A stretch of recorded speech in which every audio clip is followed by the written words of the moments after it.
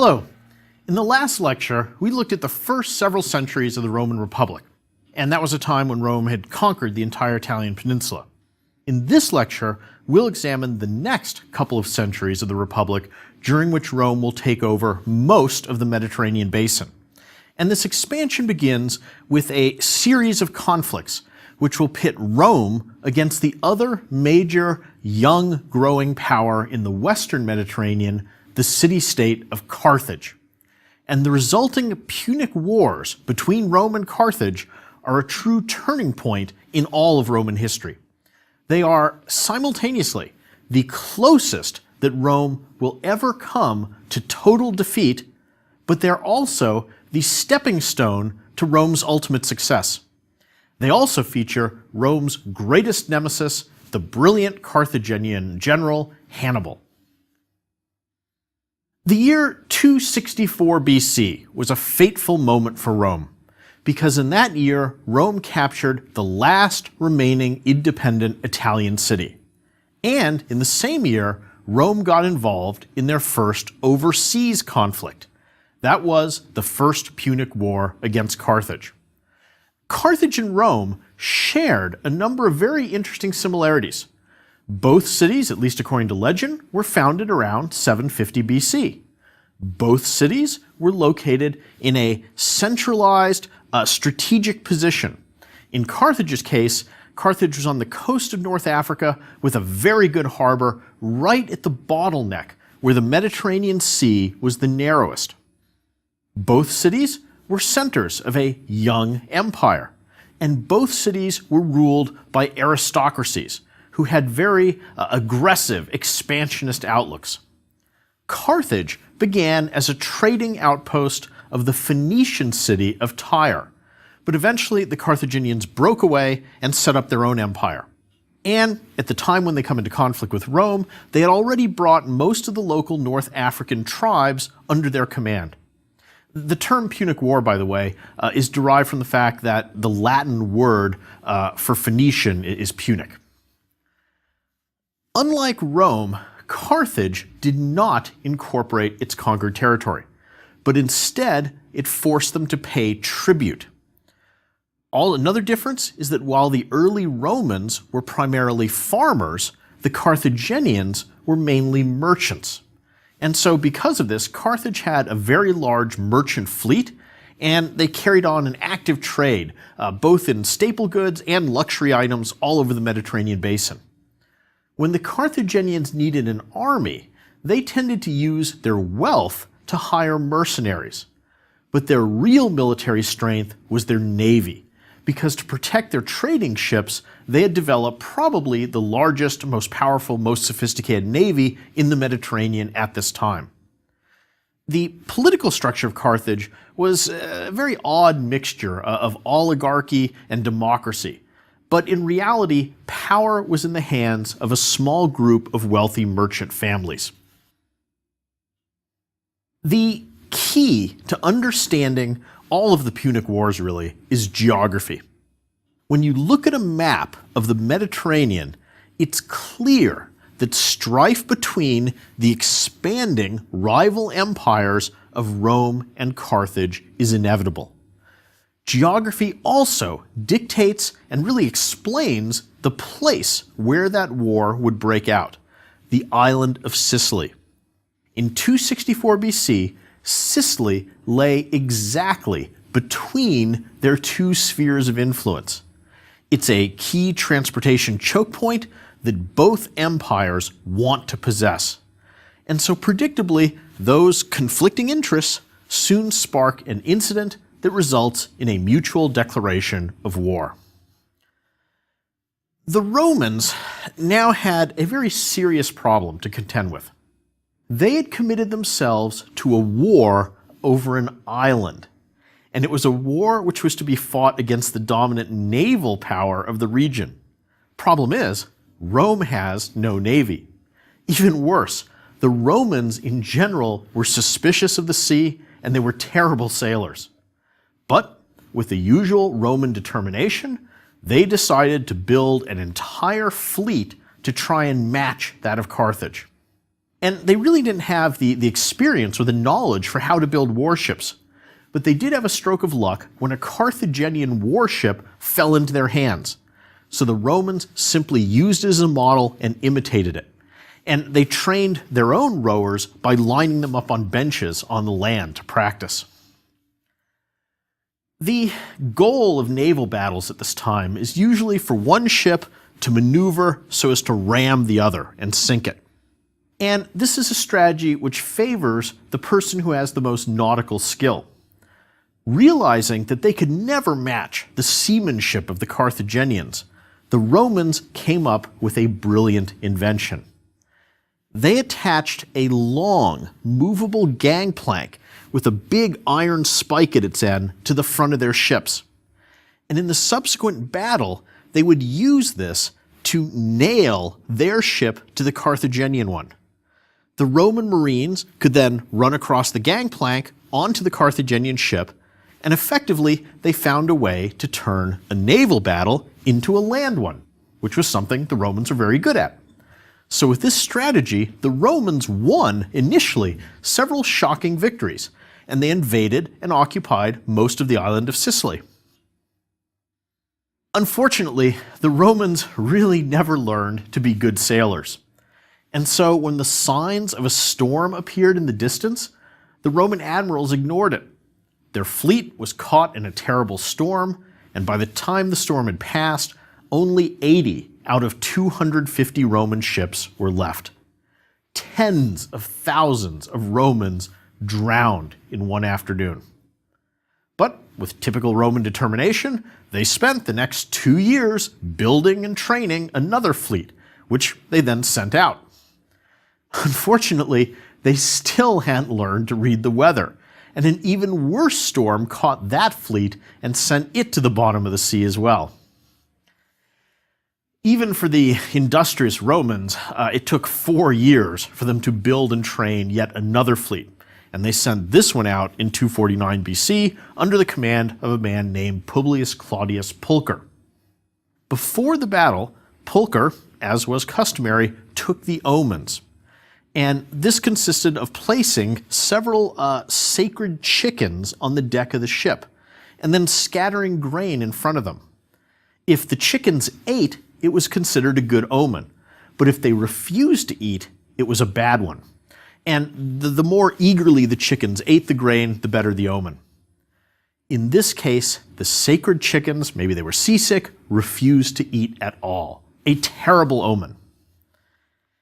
Becoming enraged, Pulcher exclaimed, "If the chickens won't eat, then let them drink," and he threw them overboard and they drowned. Well, as you can guess, whether due to the bad omen, the murder of the sacred chickens, or because the Carthaginians had finally learned to avoid those Roman boarding bridges, the Romans were decisively defeated. And just to make things worse, on the way home, the few surviving Roman ships were caught in another storm and wiped out. And as if all of this wasn't bad enough, Carthage at this point finally came up with an excellent land general, a man named Hamilcar Barca.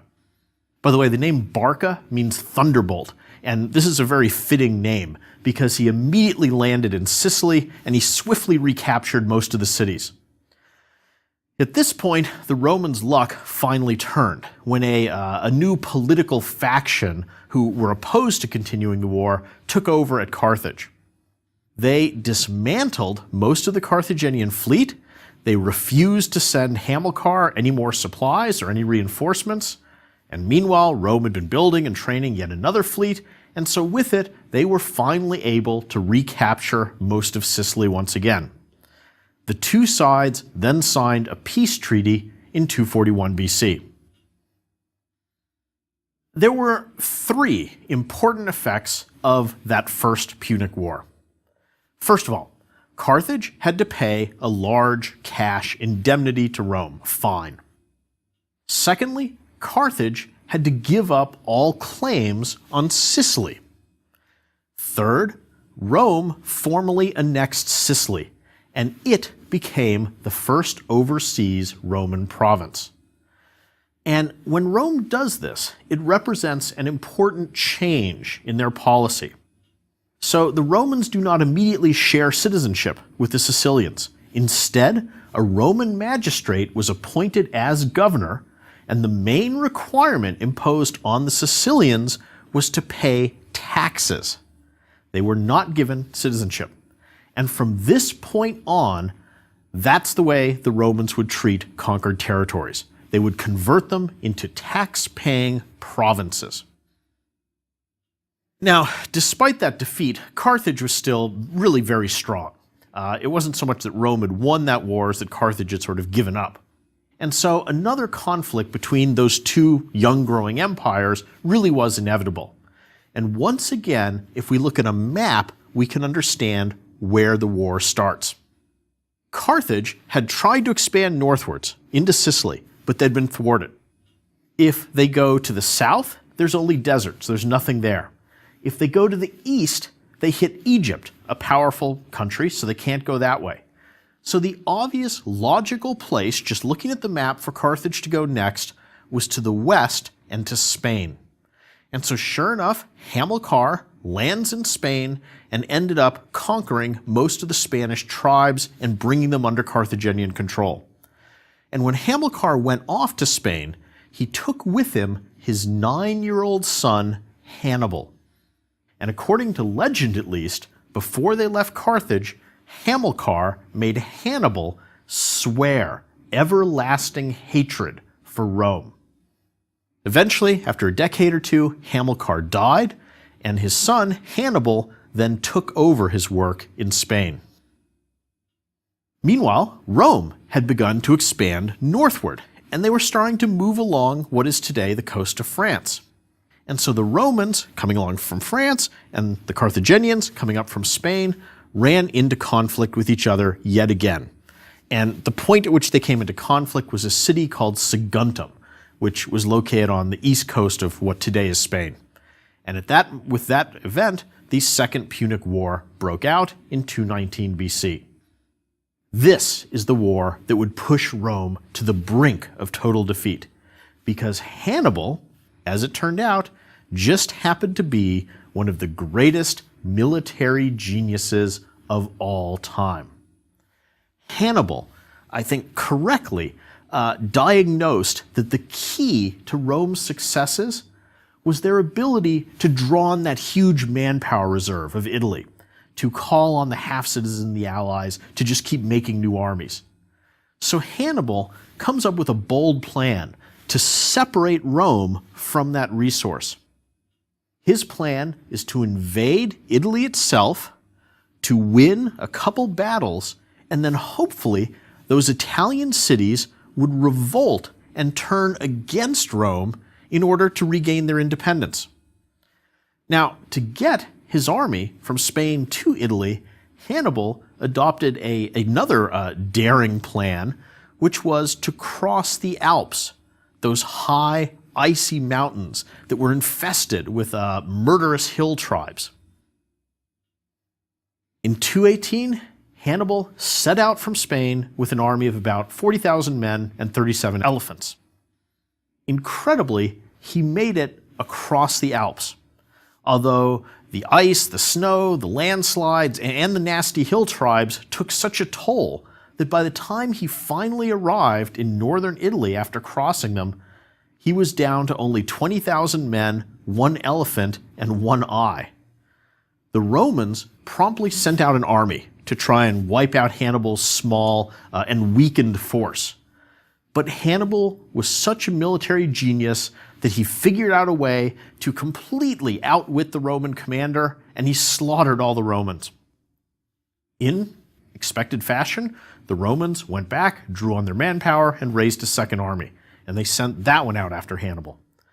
Again, Hannibal was outnumbered, but cleverly, he drew the Romans into an ambush along a lakeside. It was in the fog, and once again, he wiped them out. The Romans now were beginning to get pretty worried. Here was a guy who seemed able to beat however many armies they sent after him. So this time, they took 2 years to raise not 1, but 2 complete Roman armies, which then march out together under the command of both consuls. This final confrontation happened at a place called Cannae in 216 BC. And the Battle of Cannae is still studied today as an absolute textbook example of brilliant strategy. When two sides lined up for battle in the ancient world, the normal procedure was that you would put your best soldiers in the middle, and you would put the more unreliable ones at the two sides. Hannibal reversed this. He put his best troops to the left and the right. Now, he knew that his weaker soldiers in the middle could not beat the Romans. So he told them, once the battle starts, if you need to, just give ground. Just start to back up as necessary before the Roman advance. So the battle starts, the Roman center pressed forward. They thought they had the victory. Meanwhile, though, Hannibal's best troops on the left and right side drove off the inferior Roman troops they faced, and then they began to sweep around the Roman center. And in the end, the main body of Roman troops gets completely encircled, and they're attacked from all sides. Their formations break down, and the battle turns into a massacre. In one afternoon, Hannibal's troops hacked to death with swords the incredible sum of 65,000 Romans. And this is carnage on an almost unimaginable scale. This is a battle that ranks among the bloodiest days in all of military history. Just to try and put this in perspective, consider that more Romans were probably killed in this one afternoon than Americans died in the entire 20-plus years of the Vietnam War. The Battle of Cannae was one of the darkest moments in Roman history, and it threw the Romans into an absolute frenzy of panic and despair. In Hannibal, they had finally met an enemy who was able to defeat any number of men that the Romans threw at him. Hannibal marched right up to the gates of Rome itself, but the Romans barricaded themselves in and refused to surrender. And Hannibal, who really didn't have any siege equipment with him, was soon forced to just move on in order to keep his army fed. After the disaster of Cannae, the Romans selected a new leader, and this was a man named Fabius. And Fabius adopted a new strategy. And the core of this strategy was very, very simple. It was, don't give Hannibal the chance to kill any more Romans. So the Romans raised new armies, and they sent them out after Hannibal, and they followed Hannibal everywhere he went. But whenever Hannibal turned to attack, Fabius simply backed off and refused to fight. So as a result, he became known as Fabius Cunctator, which means Fabius the Delayer. And in the aftermath of Cannae, as Hannibal had hoped, some of those Italian cities revolted against Rome and, seeking their independence, came over to his side. But the vast majority of Italian cities remain loyal to Rome, even at this, its time of maximum weakness. And it was really here, in these dark days of the Second Punic War, that Rome's earlier policy of generosity and inclusivity, of sharing citizenship to some degree, bore fruit. So with most of the cities staying loyal to Rome, Hannibal's strategy failed. And poor Hannibal was reduced to roaming up and down Italy, unconquered, undefeated, but frustrated, looking for somebody to fight. That goes on for the next 12 years. So the Romans may have been afraid of Hannibal. They're not going to fight him. They're not going to give him another chance to kill Romans. But they don't have any such fear of other Carthaginian commanders. And so Rome goes back to its manpower, it raises a couple more armies, and it sends those off to Spain. And after some initial setbacks, the Roman command fell to a young general named Publius Cornelius Scipio. And, as chance would have it, Scipio turned out to be another military genius. He conquered all the Carthaginian territories in Spain, and even killed Hannibal's brother. And Hannibal only learned of that when the Romans threw the severed head of his brother into the Carthaginian camp. Scipio next invaded North Africa itself, and by doing so, he forced the Carthaginian government to recall Hannibal and told him to come back to Africa to defend Carthage. The two great commanders, Hannibal and Scipio, finally came together and fought one another in 202 BC at the Battle of Zama. And at that battle, Scipio's generalship proved at least a match for Hannibal, or maybe his troops were simply better than Hannibal's, since Hannibal's troops by now were getting pretty old. But at any rate, Hannibal was defeated. Carthage surrendered in 201 BC, and Rome had won the Second Punic War. There were 5 important effects of the Second Punic War. First of all, Carthage had to pay a large cash indemnity, a big fine. Second, Spain and North Africa were turned into tax-paying Roman provinces under the control of Roman governors. Third, the city of Carthage had to give up all of its territory and all of its military. And so Carthage now is effectively finished. This is the end of them. The last 2 effects, though, are not really so much on Carthage, they're on Rome. The fourth effect is that the Roman army simply got a lot better and a lot more professional over the course of the Second Punic War. Under Scipio, it was transformed from what was in reality a militia of citizen soldiers into a professional army with soldiers who served long-term, careerists. They also adopted new equipment, they had a new sword, new tactics, and from now on the Romans really would have a distinct qualitative edge over most of the people they fought. And this is really a classic example of that old cliche that what doesn't kill you makes you stronger. Well, the Romans almost got killed in the Second Punic War, but afterwards they were a lot stronger. The fifth and last effect of the Punic War, Second Punic War, was that Scipio got lots and lots and lots and lots of dignitas. After all, he was the man who defeated Hannibal and saved Rome.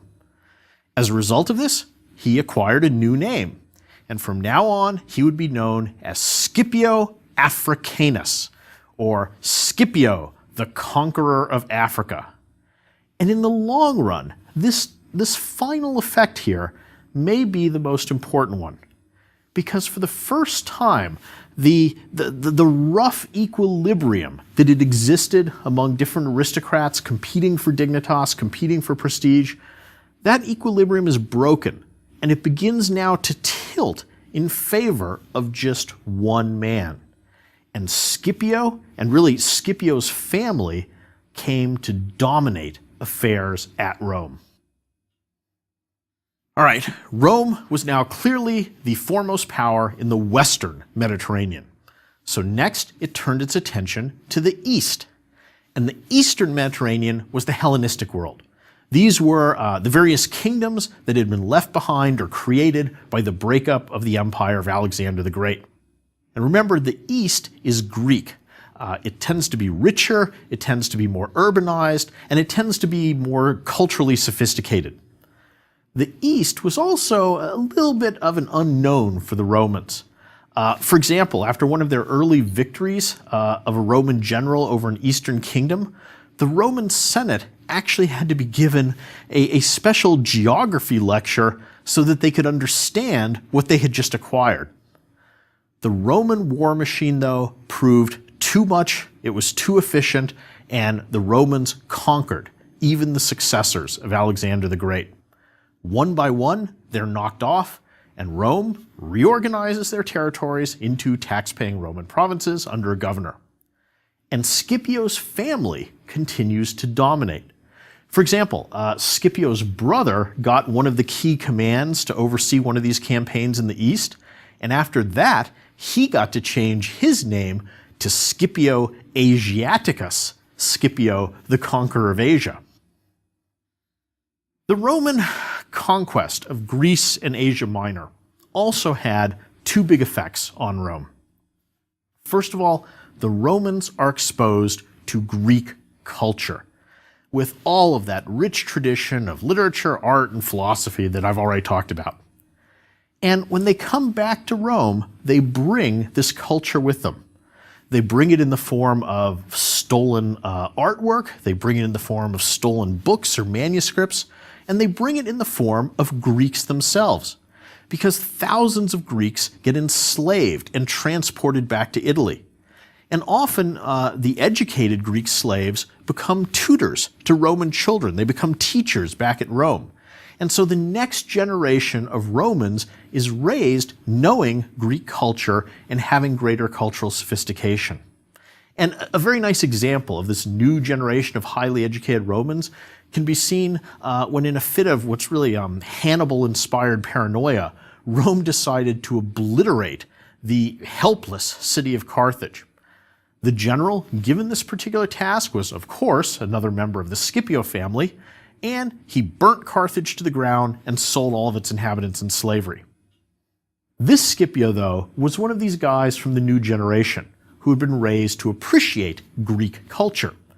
And according to legend, as he watched the city burn to the ground, he was moved to recite passages from Homer in flawless Greek about the burning of Troy. So the Romans now are just as brutal, but they recite Greek poetry as they burn your city down. Secondly, as a result of the conquest of the East, Rome and the Romans become rich, really rich for the first time. Money poured into both the public treasury of the state and the pockets of lucky Romans, especially the generals. By 167 BC, so much money was pouring in from the East that all forms of taxation for Roman citizens could be abolished. And it's been estimated that the revenue of the Roman state increased in this period by a factor of 6.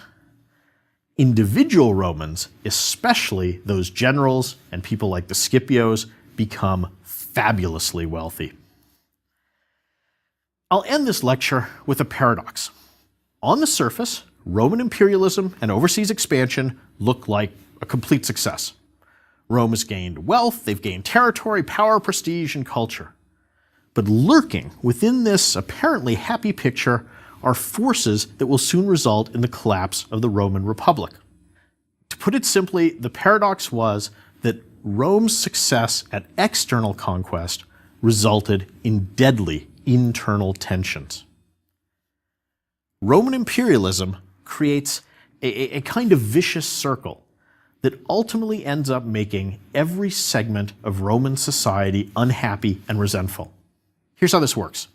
With dreams of becoming rich, many poor Roman farmers sell their farms and join the army. But after decades of serving, a couple of them get rich, but the vast majority return to Italy poor and now homeless. So a lot of them end up hanging around the city of Rome, either unemployed or underemployed. The population of Rome in this period exploded, reaching the phenomenal size of about 1 million people by the 1st century BC. So, one unforeseen long-term consequence of Roman imperialism was the disruption and the loss of small family farms. Meanwhile, successful generals are coming back to Italy with all this wealth. But what do you do with wealth in the ancient world? You can spend some, but the only real investment you had was to buy land.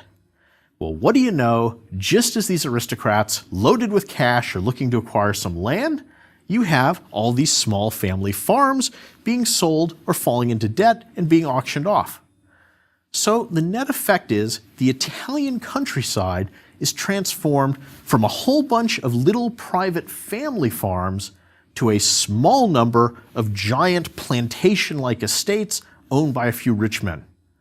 Now, all that land without labor is useless, but what do you know, coincidentally, Roman imperialism just happened to also be producing an endless supply of cheap labor in the form of slaves, captured in war and sent back to Italy. Roman imperialism creates a huge cycle that feeds upon itself. More wars produce more poor veterans, more generals, more sold off farms, and more slaves. But in the end, almost everybody involved is unhappy.